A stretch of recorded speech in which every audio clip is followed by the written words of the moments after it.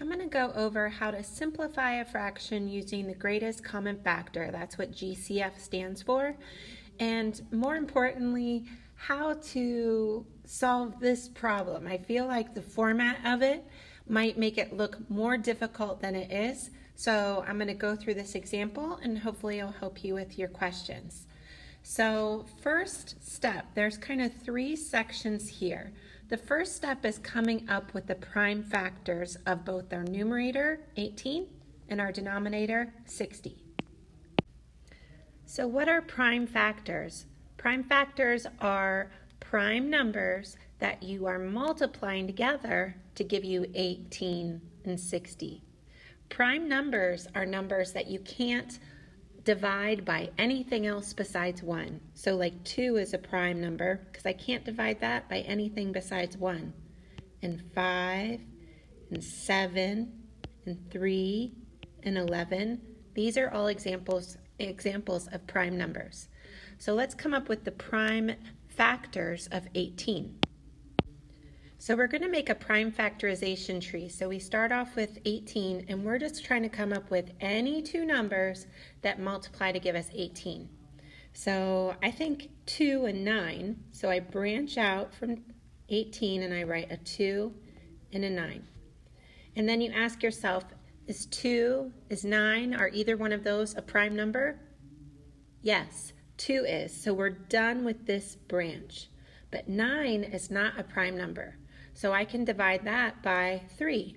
So 9 is the same as 3 times 3.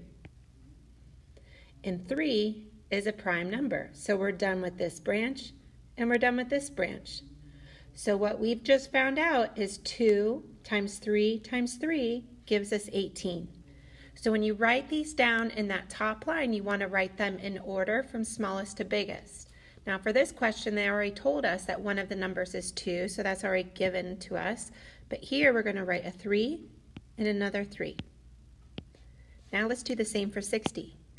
So again, any two numbers that multiply to give us 60. There's 2 times 30 or 10 times 6. It doesn't matter.